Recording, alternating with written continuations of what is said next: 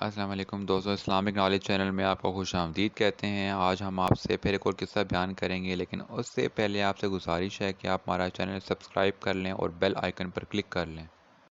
آج کا واقعہ ہوتے ہیں ابی صورت کیف میں جو قصہ بیان کیا گیا حضرت موسیٰ علیہ السلام کو اور حضرت خضر علیہ السلام کا، اس کے اوپر موسیٰ علیہ السلام سے اللہ تعالیٰ نے کہا کہ تجھ سے بھی زیادہ ایک علم والا ہے۔ حضرت موسیٰ علیہ السلام اس بات کے بعد وہ ایک دفعہ تقریر کر رہے تھے تو ایک شخص نے کہا کہ حضرت آپ نے بڑی زبردست تقریر کی، آپ سے بڑا علم والا کوئی ہے؟ تو حضرت موسیٰ علیہ السلام نے فرمایا مجھے نہیں پتا۔ اللہ تعالیٰ کو یہ بات بڑی ناپسند آئی کہ موسیٰ تمہیں کہنا چاہیے تھا کہ اللہ ہی جانتا ہے۔ السلام کو اللہ تعالیٰ نے حکم دیا کہ فلاں جگہ پہ جاؤ، وہاں تمہیں ہمارا ایک بندہ ملے گا، وہ بندہ بہت صاحب علم ہے، کچھ عرصہ اس کے پاس رہو تاکہ دیکھو اس سے تم کیا حکمت سیکھ سکتے ہو۔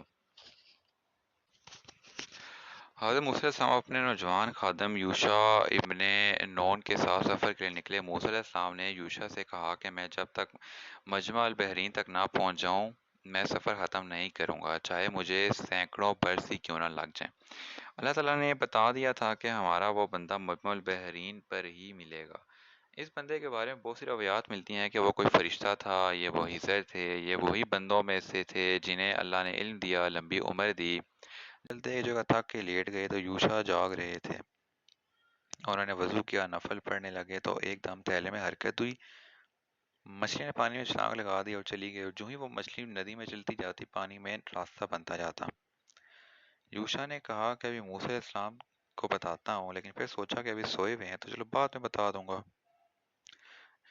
تو موسیٰ علیہ السلام اٹھے تو اتنے میں وہ بتانا بھول گئے۔ 24 گھنٹے آگے چلے گئے، وہ پھر علیہ السلام نے یوشع سے کہا کہ ہمارا وہ کھانا وہ مچھلی لے آؤ، اب ہمیں اس سفر سے تھکان ہو گئی ہے۔ جب تک وہ منزل تک نہیں پہنچے تھے انہیں تھکن نہیں ہوئی تھی، لیکن اب جب وہ منزل سے آگے نکل گئے ہیں تو انہیں تھکن ہو گئی۔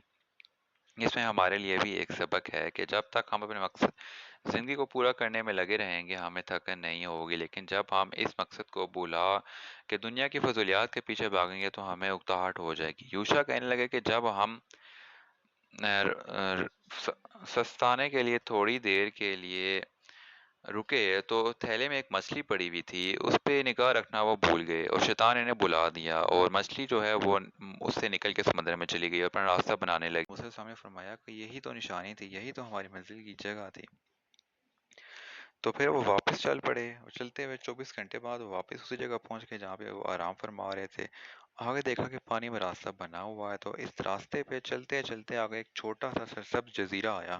وہاں وہ ایک شخص سے ملے جو اللہ کے خاص بندوں میں سے تھے اور انہیں اللہ نے رحمت عطا کی تھی، خاص اپنے پاس سے، اور اس سے علم سکھایا تھا خاص اپنے پاس سے۔ موسیٰ علیہ السلام نے کہا کہ اگر آپ مجھے اجازت دیں تو میں کچھ عرصہ آپ کے ساتھ رہوں کہ آپ مجھے بھی کچھ سکھائیں اس علم میں سے جو اللہ نے آپ کو دیا ہے۔ وہ کہنے لگے کہ نہیں، تم صبر نہیں کر پاؤ گے، تم کیسے صبر کر سکتے ہو اس چیز کا جس کا تمہیں علم ہی نہ ہو۔ حضرت موسیٰ علیہ السلام نے کہا کہ نہیں، میں انشاءاللہ صبر کروں گا اور آپ کے حکم کی خلاف ورزی نہیں کروں گا۔ صبر کے ساتھ تو انشاءاللہ کہہ دیا، لیکن خلاف ورزی نہیں کرنے پہ انشاءاللہ نہیں بولا، اور یہی کام نہیں ہوا۔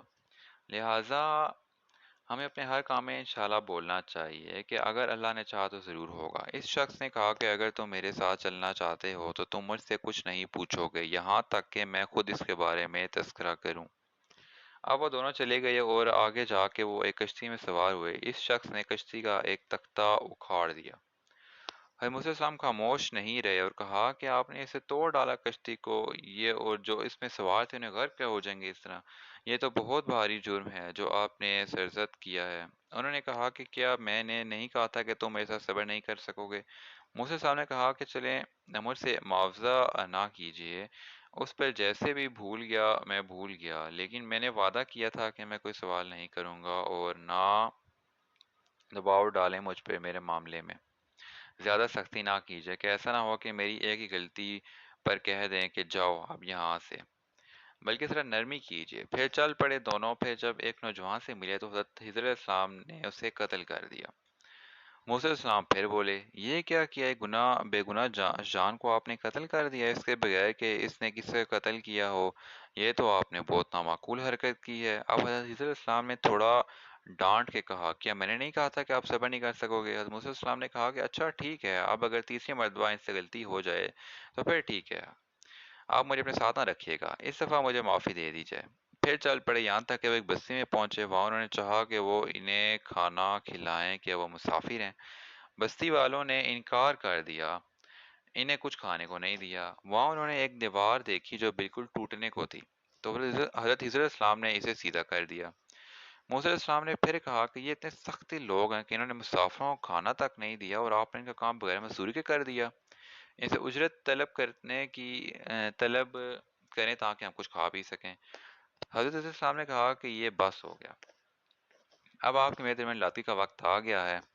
अब मैं तुम्हें बता ही देता हूँ असल हकीकत इन चीज़ों की जिस पर आप सब्र ना कर सके। यहाँ तक कश्ती का मामला है तो वो इन मजदूरों की कमाई का जरिया थी। आगे एक जालिम बादशाह था जो हर कश्ती को देखता, जो अच्छी होती इसे रख लेता, तो जब वो इस कश्ती को देखता तो इसे ऐबदार समझकर छोड़ देता। कश्ती में एक तख्ता लगाना आसान है बनिस्बत पूरी कश्ती से हाथ धोने से। तो एक तख्ता तोड़ने से पूरी कश्ती बच बच गई। मैंने ये इनकी खैर के लिए किया है, जिसको तुमने ये समझा कि लोगों को हलाक करने के लिए किया है। जहाँ तक इस लड़के का मामला है, इसके वालिदैन बड़े नेक हैं, और चूंकि हज़रत हिजर अलैहिस्सलाम को अल्लाह ताला ने ख़ास इल्म अता किया था, तो इन्हें ये मालूम हो गया कि वो बहुत सख्त होगा, ना शुक्री और ज़बरदस्ती करके इन्हें सताएगा। तो हमने ये चाहा कि रब इन्हें इससे बेहतर औलाद अता करे जो इनके लिए पाकीज़ा हो, शफ़क़त और रहमत में भी इनसे बेहतर हो, जो इनके बढ़ापे में रहमत साबित हो, उनका सहारा बने। और मैंने यह मामला अल्लाह की मर्ज़ी से किया।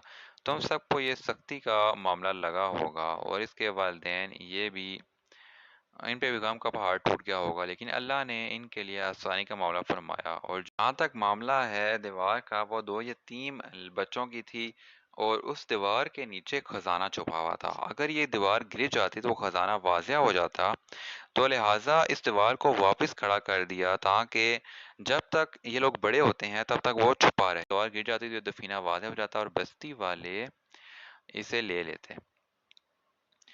और खाने, और जहाँ तक बात है बस्ती वालों ने खाने को नहीं दिया, तो क्या यतीम के माल को छोड़ देते? लिहाजा मैंने अल्लाह के हुक्म से दीवार सीधी कर दी। ये तीनों अमूर आपके रब की नेमत के मुंतज़िर हैं जिन पर आप उम्मीद ना कर सके।